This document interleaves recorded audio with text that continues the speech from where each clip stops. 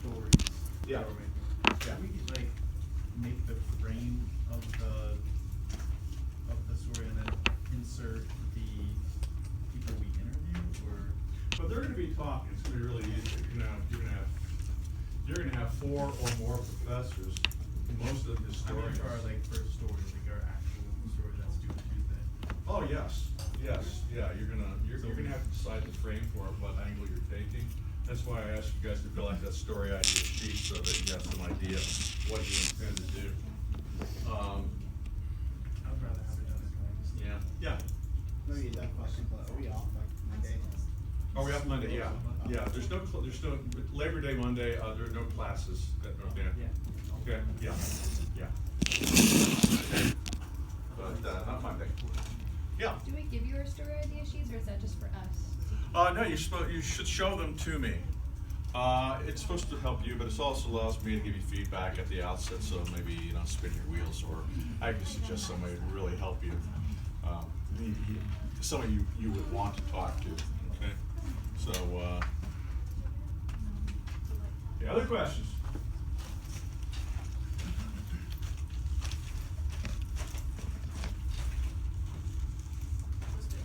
So how the hell do you write a news story, right? We've done everything but actually, like, how do you write a news story? Well,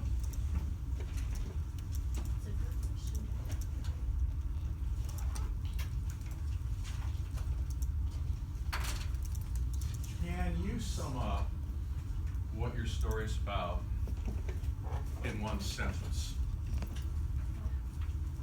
And everything revolves around that sentence. Everything that follows has been set up by that sentence. Now that strategy works, but there is this caveat in that the structure of stories varies. All right?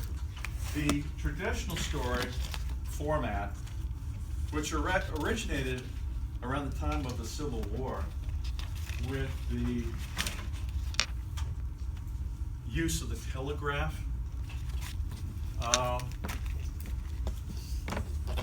When the format of news writing changed, up to that point, news writing was really ornate, it was highfalutin, people they waxed eloquent, and to be honest with you, it's what I call bullshit.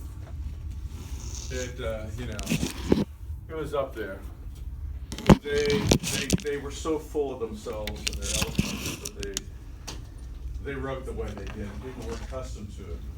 Now with the arrival of the telegraph, where speed now becomes an access to technology, in this case a scarce resource, the telegraph, especially under wartime circumstances where everybody wants access. Every reporter who's covering the Civil War like a battle wants access at the same time to the same limited supply of telegraph wires. It changed everything. And reporters now were writing fast, they had to write fast, and they didn't have unlimited access to the means of sending their stories, the telegraph. So they changed and they developed what has become known as the inverted pyramid, which is simply that the most important stuff comes first. The lingo in the business, the one I use, and I still spell it that way, is the lead graph. Okay? The lead graph. It is in the language of English composition class, that's your thesis statement. We call it a lead graph.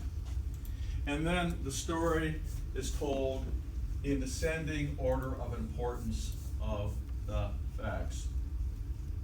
A couple of reasons for this. One, if you suddenly have to surrender the telegraph wires to somebody else, you at least want them to have, you will have wanted to send the most important part of your story. I mean, that's all it goes right now, to your home office, your newspaper. Back then it was a newspaper only. It could be a magazine, but that's, the deadline is different. At least you got the most important stuff in, right? The rest of the stuff, yeah, but it's descending order of importance. And that format really lasted until 1980s, 1990s. 1980s, people started getting into more things called narrative journalism, which is a different form of storytelling. A little more long-winded, more detailed, little more fiction elements are used, not fiction, but fiction elements, foreshadowing and things like that. And then in the early 90s, with the development of an effective browser, web browser, where now news is being posted to the web, things started to change. Curiously, though, the web actually brought about a revival of the inverted pyramid style, because actually, if you think about what you read on the web, a lot of it is most important stuff first and tell the story in descending order of importance.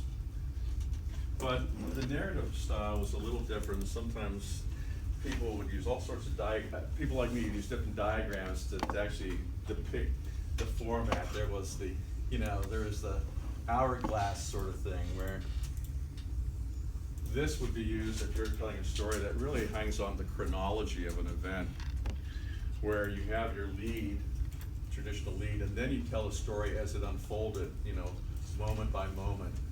And then at the conclusion, where you sort of tie it all together, that's the martini glass or hourglass kind of format. And there are other formats like a diagram, but for our purposes in here, we're going to look at the inverted pyramid for the most part. If you get into something like, the other thing, and I don't want to complicate this because I don't want to confuse you, but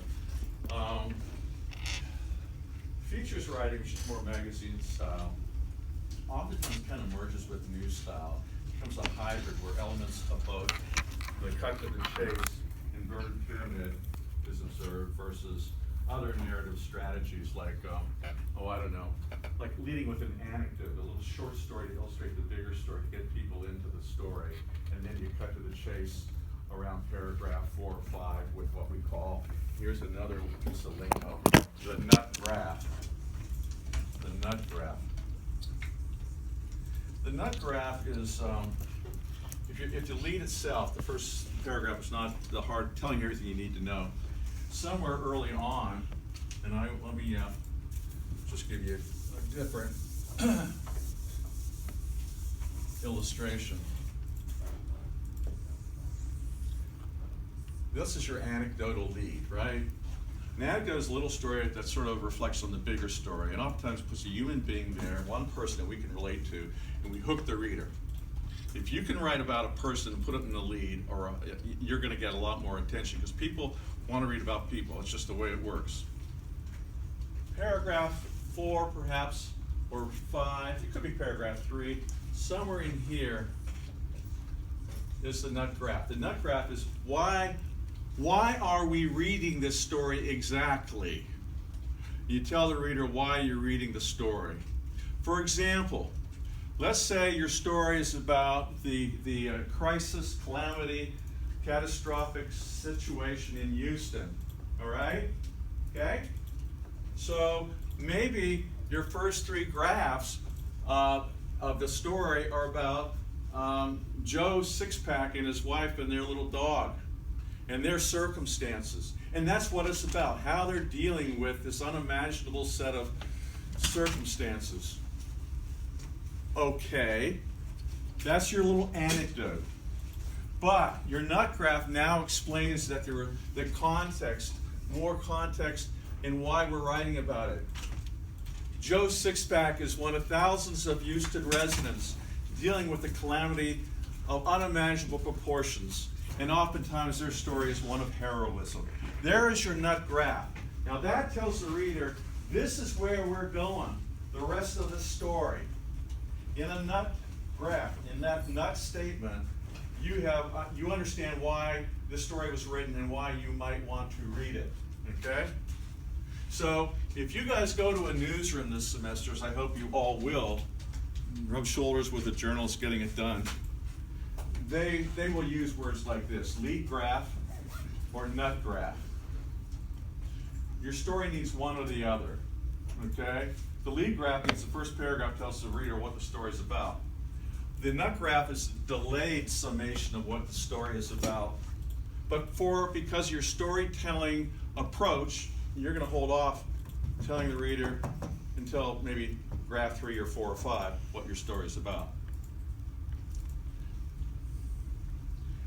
I want you guys to remember that you are storytellers. That's what a good journalist is. We tell stories that matter, that people want to read about or should want to read about, okay? Remember that. You're a storyteller. The only difference between you and the novelist is you're dealing with facts. Although we get in a whole philosophical argument that we're not going to get into about whether really novelists come closer to the truth than people who actually write about the real events of the world. That's a different matter. And you can argue that, but we're not arguing that. We're journalists in here for the time we spend in here. Okay? Any questions? Any questions? How should you approach it? Guys, I'm not going to put a straitjacket on you and say you have to do this or you have to do that. I'm not trying to create cookie cutters where you all come out writing like me. It'd be a pretty damn boring world if we all wrote the same way. But there are certain things that are universal, such an adherence to facts, a belief that accuracy is paramount. But along with being accurate, you have to be interesting, right? Or the people won't read you. So you gotta be interesting. And that's where putting people high up in any story is a really good idea. Because people will automatically be more inclined to read what you write or post or what you say on the air if you put a human being right dead center at the beginning.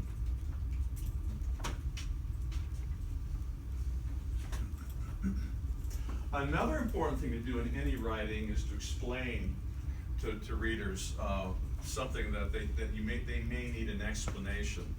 And that's where the use of example is important to illustrate. Now you could say in this approach here where we have net graph but the first 3 are about the plight of a Houston family, that you're providing the example in effect. This is what it's like to be there. This is what it's like to experience the unimaginable that we, bless us, are not having to experience. Because the hell is just starting in Houston. Once the mold sets in and becomes life-threatening to actually breathe, what happens when a saturated home in extremely humid circumstances starts to fester and mold starts to take over and your lungs start to take it in, that's an entirely, we're not dealing with that. And yet as storytellers, if we were writing about Houston, we'd want to do that, okay? We'd want to do that. Okay, questions? Good questions. A little history of how the inverted pyramid came to be. It's very useful. It's such an easy strategy. Well, it's an easy strategy for me to talk about because I live and breathe this. But it's something new for many of you, and it takes time.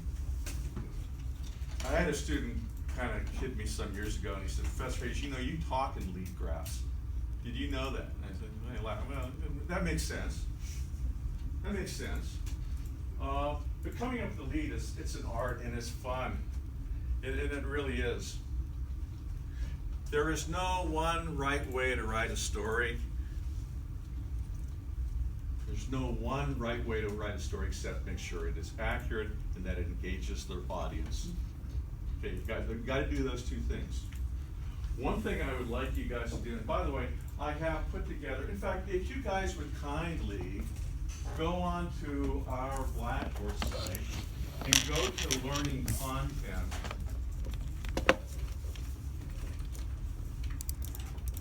There is a document called Survival Guide, which is a compendium of tips from me to make things smoother sailing in news writing, okay?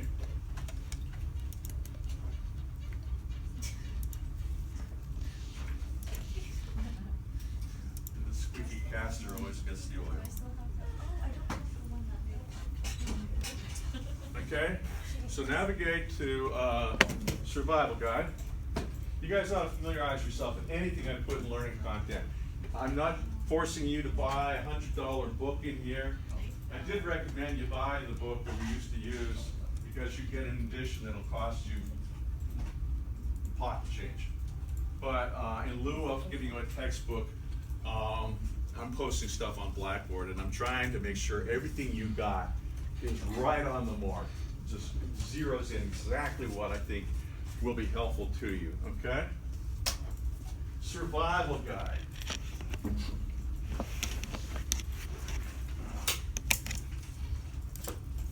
So let's see. Where's the beef? Where is what matters in this story? That's what the reader wants to know, or the viewer. By the way, anybody know what the origins of Where's the Beef comes from? Sam? The Wendy's commercial. The old Wendy's commercial, where a non-actress named, I think, Clara Peller, was the focus of an ongoing series of commercials. And Clara Peller, this little old lady, would belly up to the counter in, I think, Burger King, and she would look at what was served across the counter to her, look at this burger, which was all bun and no meat, and she'd scrunch up her face and say to the person on the other side of the counter, "Where's the beef?" Well, that's kind of what the reader will ask you if you don't deliver the beef early on. Like, where's the meat of the story? What's this about? So that's what I mean by where's the beef. And you'd better come up with an answer in your story right away, or we got a problem. You have a problem. Get to the point, readers won't wait. You know how you read. Whatever you read on the web, it only will hold your attention if it's good stuff, or it's about you or somebody you know, right? So it better cut to, that's the same thing as where's the beef. It's said a different way. Get to the point. What's this about? Either you do that in your lead graph, or you do it if you're taking a different narrative structure in your nut graph. If you have an anecdotal lead and then you cut to the chase, like what's this anecdote all about? Why am I reading that? Well, the nut graph says, okay? So you get to the point. Unlike other forms of writing, people are paying you, or one way or another, you're being paid to write, right? In here, you're doing it because you have to do it, and it's part of the deal with credits and all that stuff. But really, beyond this, always understand in a course why the course is relevant to you and where you're headed. Even if you're not going to be a journalist, you're probably in written communication will be important. And the lessons of journalism translate to any form of writing. In fact, the program in which journalism resides is now called Journalism, Media, and Professional Writing.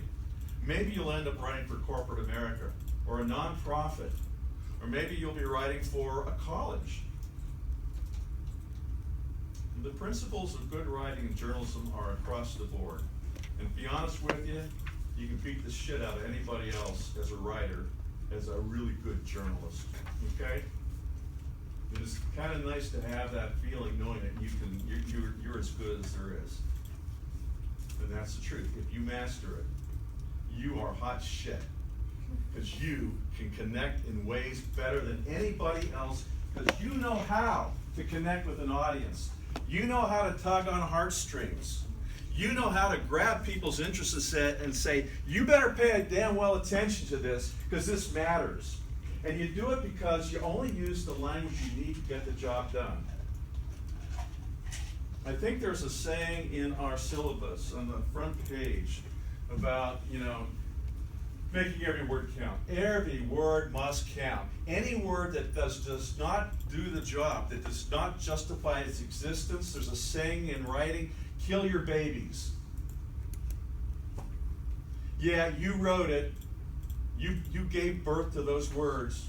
But if upon reflection, editing, you realize what you wrote, or part of what you wrote, is not getting the job done, you were just satisfying your ego or your inner muse or some other horse shit, kill it. Throw it overboard. It doesn't deserve to be in your story. Because the reader doesn't care. The reader wants to know what is important. And if you're eloquent in the process of doing it, fine. But you better make sure that every word is right on target as best you can. All right? What else? Okay, don't hide the good stuff, obviously. Avoid say nothing leads. Here's a question, guys, and I know I'm going to write it on your papers early on more than later, I hope. Here's the question. Here's the question to ask yourself. Could I have written this before I ever interviewed anyone? And if the answer is yes, then my question to you is, why did you write it? And on the job, I'd ask, hey, Mary Ann, remind me why I hired you. I'm kind of forgetting today. Why did I hire you? Do not write something you knew in advance. Don't write that the subject of removing Confederate statues from parks and other areas in America is a hot button issue. Don't you give me that shit. Because you can write that right now, and you know you can write it right now, so don't go there. Justify the time you spent listening to people and come up with something original that they said, okay? And you can start with anything they said that you think jumps out and grabs the reader. The prime directive in the universe of news writing, among others, is grab the reader by the throat and drag that person through with you. Make them go with you from beginning to end, because they cannot pry their eyes away from what you wrote, because it is so well crafted and important, okay? Do not write a say nothing lead that could have been written in advance. Some of you guys are going to do it. I'm going to tell you right now. Some of you guys are going to do it. But if you could remember, oh yeah, I could have written this on Tuesday for Thursday's present, well then don't do it. It's a failure of imagination, and it's a failure of your reporting, because apparently you didn't get anything good. Apparently you didn't get anything good, because you're telling us something we already knew. Avoid chronologies unless essential to understanding. Yeah, don't say first he said and then she said and then he scratched his ass and then she sneezed and then don't do that. There is a place for chronologies when chronologies are the only way of making sense of an event. Somebody goes on a 3-state shooting spree at every Wawa in creation between Delaware and Pennsylvania, and they systematically hit one after another. At some point, you actually want to go into the chronology of things. That makes sense. For most of the things I tell you guys, there's an asterisk where you have to think on your feet and say, yeah, in this case, I'm gonna do it a different way, but there's a reason for it. The only thing you cannot violate is the law of accuracy. It's got to be accurate. Okay. Sometimes chronologies are appropriate, but we're not going to be dealing with that, I don't think. Be a reporter, ask questions, record answers. That's essentially what I'm going to ask you guys to be and do. Ask questions. The better the question, probably the better the answer. And write down the answers. The 5 W's and A's add up to so what. We talked about that last class. Don't reference the question you asked, just the answer. Just give the answer. Don't say, unless mentioning the question is essential to understanding the answer, but most of the time, just give the answer. Don't get bogged down in low-level details. All right, I won't go into that. That'll surface later anyways. Put people and their comments in your story. The higher, the better. Use said. Said is a reliable workhorse. Said is odorless, colorless, and extremely versatile and useful. Do not strain to use another verb of attribution unless it is appropriate. If you use the word claimed, for example, because you got tired of saying said, well, you've just created a different dynamic. Claim suggests that you don't believe what the person said. Okay? Now, there are times when there are substitutes, and every reporter struggles with trying to find something other than said, but the fact of the matter is, nobody will ever stop reading you because there were too many saids. It's almost invisible, but it does the job. And we do write in the past tense in news for the most part, said, okay? So it doesn't sound like repetitive They don't care. They don't give a shit.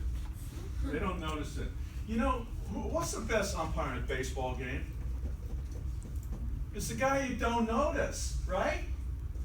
Only if you notice the ref or you notice the umpire, it's probably because they just screwed up in some way or you don't like what they did. A well umpire game is probably no one really notices the umpire at all, right? Don't worry. Nobody ever stop reading it because it's too many steps. Don't worry about that. You got far bigger fish to fry than worrying about alternatives. Every reporter does.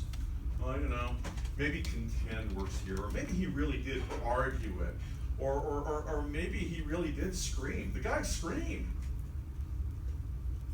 Okay, I get it, but don't worry about that. It's so far down the food chain of important stuff. Just go with said, and you're fine. Take that. Don't worry another second on that. Okay.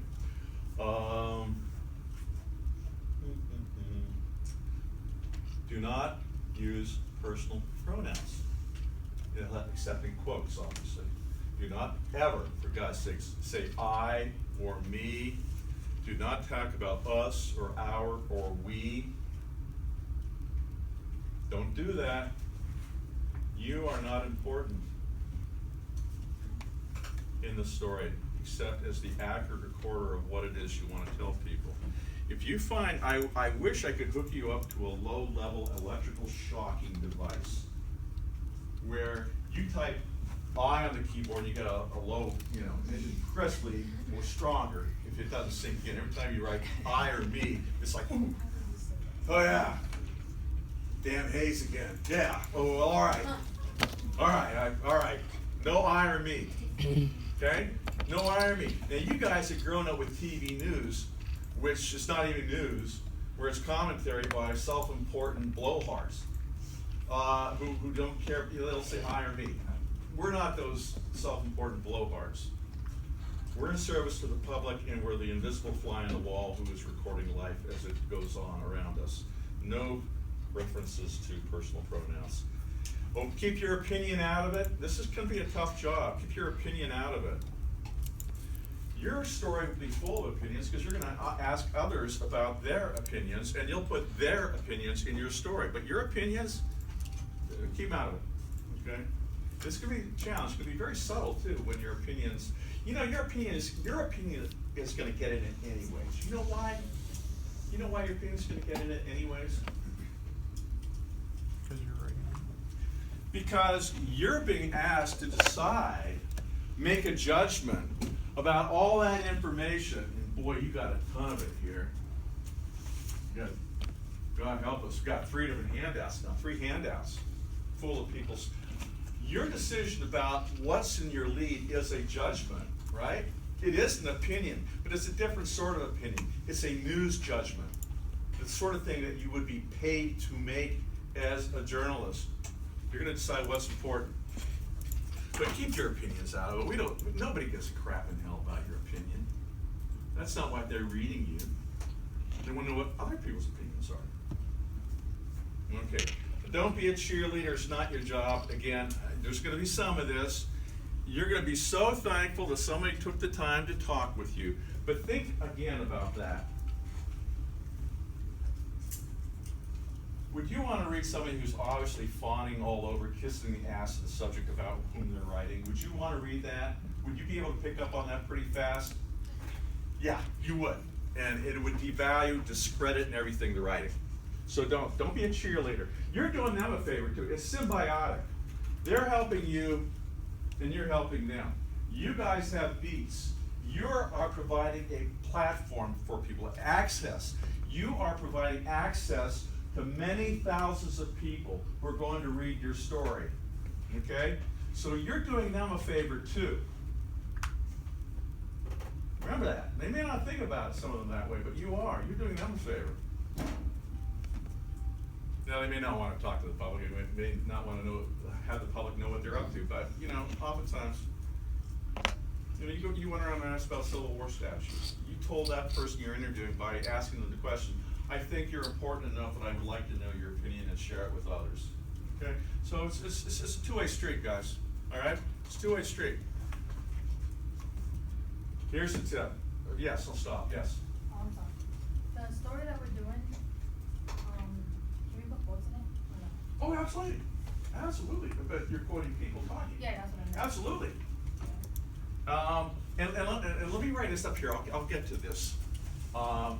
It's a good question, thank you for stopping me. Quotes and paraphrases. I will mention this briefly before we are done. And you probably can count this in English composition, but yeah, absolutely, absolutely. Quotes, quotes, quotes. You want quotes, people's exact words. Here's a tip, just a general tip. This is going to help you in any form of writing. Read aloud your writing to catch mistakes or clunky, long-winded writing. Okay, yes? Quick question, for the story that we're writing now for the news feeds, is there a certain amount of people you want us to interview?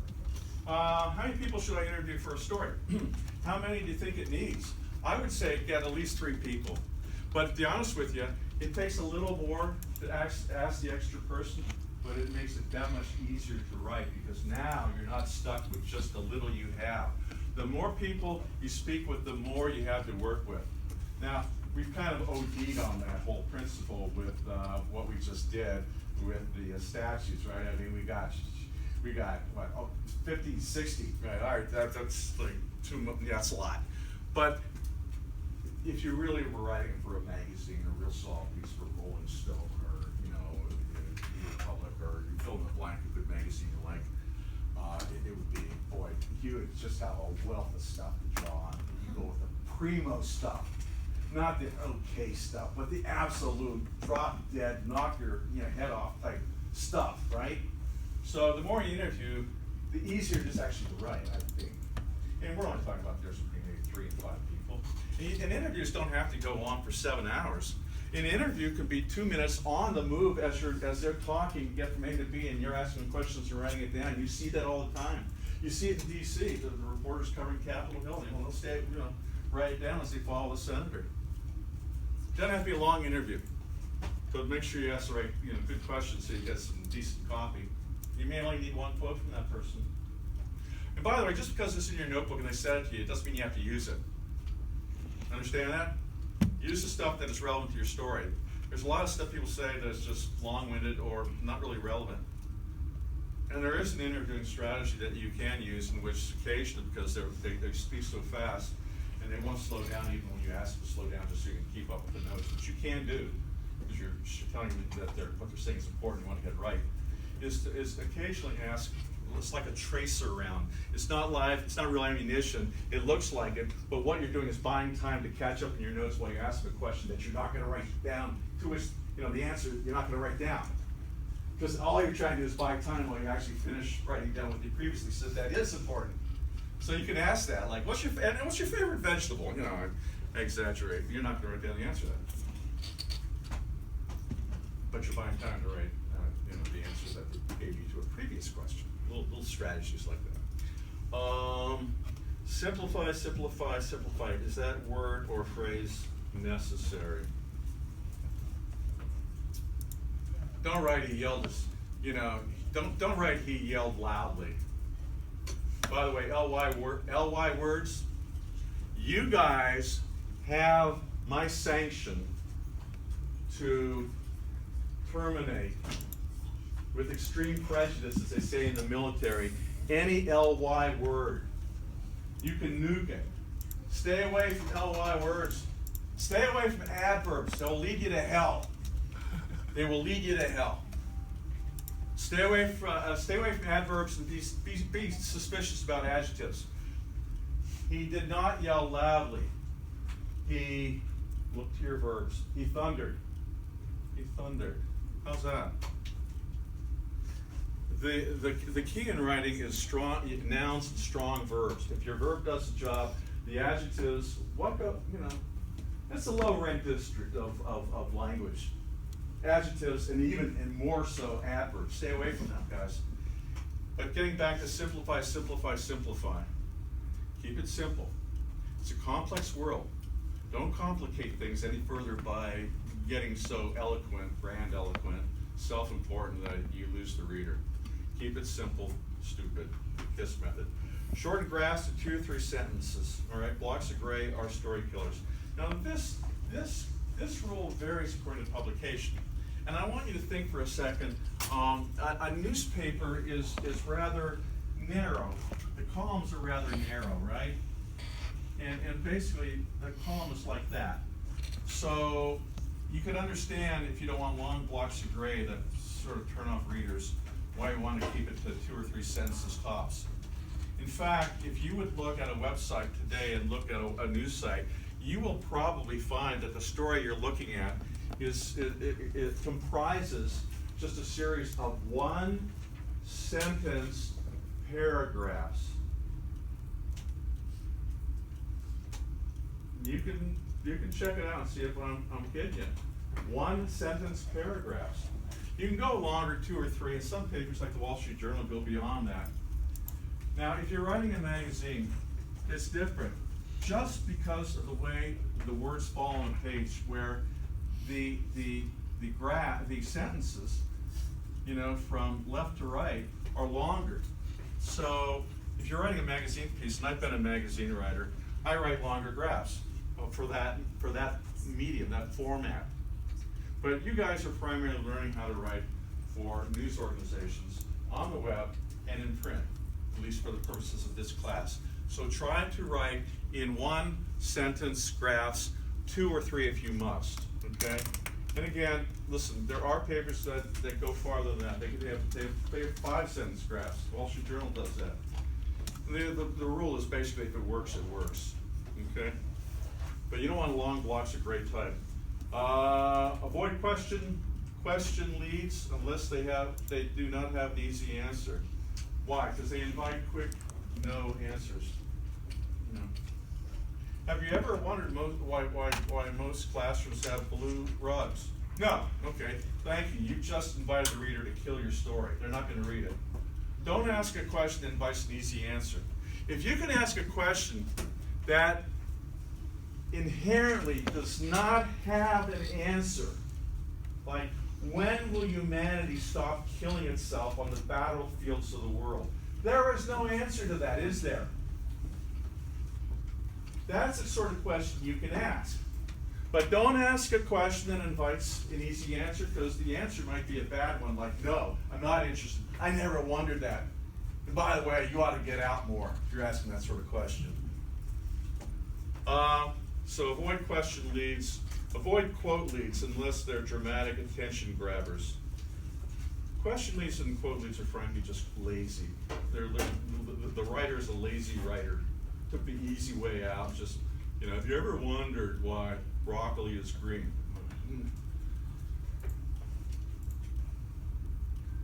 All right, so what kind of quote would work? It is absolute dynamite. There's a plane crash. You interviewed the people who saw it happen, and the guy says to you, Gabriel, I saw dead bodies hanging from trees. Now, reporters are a little bit perverse. You have just been handed, you just won the lottery. You've got the dynamite lead. That horseshit Hayes told you 5 years ago about no quote leads. Well, guess what, Prof? I got the exception to that rule. I saw dead bodies hanging from trees. You write that in your lead, they're going to follow you. They're going with you. They're hanging with you. They're going to spend some quality time with you. Because that is a dynamite lead, right? Yeah. I told you, the reporter's kind of a little bit perverse. We deal with a lot of dark and sad and lonely and miserable people occasionally, and write about terrible things like Houston. So the only way we keep our sanity is to have a perverse sense of humor. All right, we have a perverse sense of humor on steroids, but it's part of our defense mechanism. Okay, but that would be a dynamite. That would be your exception. That would be a quote lead you could use, because I guarantee if they will keep reading you, keep doing it. Okay. If they will keep, you think they will keep reading it, keep doing it. These are all rules. Thou shalt nots. But you know something? Even the Bible says, you know, thou shalt not kill. Well, we found exceptions to that rule.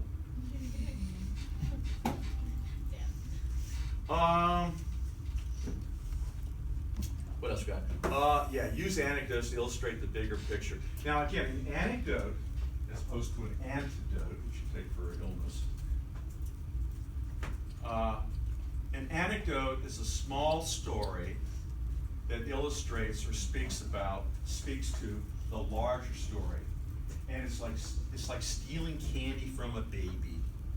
Oh, it is so easy, and it propels your story. Your story is going to move on jet fuel if you got some good anecdotes. It's so easy. Once you crack through, you break the code of news writing. It is so easy to write and write fast. Okay, and an anecdote, it's a built-in attention grabber. And not only that, it crystallizes the emotional heart of a story. And that's another thing, guys. When you sit down and you look at your notes, ask yourself this: does this story have an emotional heart?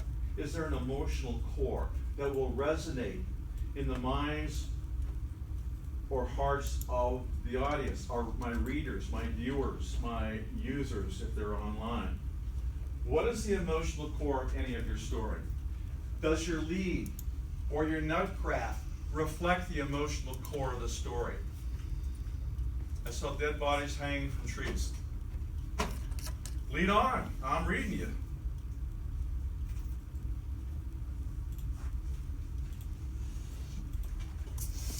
Attribute information. Always attribute information unless it's not. If you say that 9/11 was a tragedy of historic proportions, if you're going to write that, you don't need to attribute that.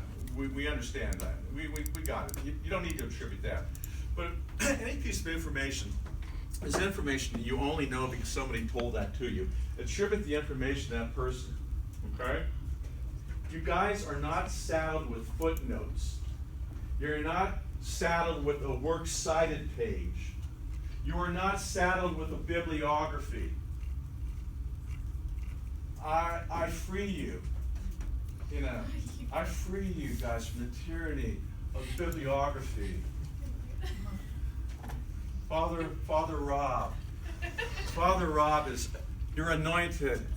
You no longer have to write the bibliography. Throw off the chains of the works cited page. Do we get baptized? Footnotes are no longer necessary. All you guys need is to attribute in your story, I saw dead bodies hanging from trees. Joe Bagadonis will never forget the day he saw that sight. Okay? There's your attribution. You just said Joe Bagadonis said it. Or, I saw dead bodies hanging from trees, said Joe Bagadonis, opening up his third six-pack in the last 48 minutes. But you got attribution in there. Who said it? You need to tell the reader who said it. Again, guys, once you crack the code of news writing, it's really actually kind of simple. Okay? It's really kind of simple. I know you're thinking, yeah, you can say that because you've been doing it a while. But it is really rather simple. But to crack the code, you need to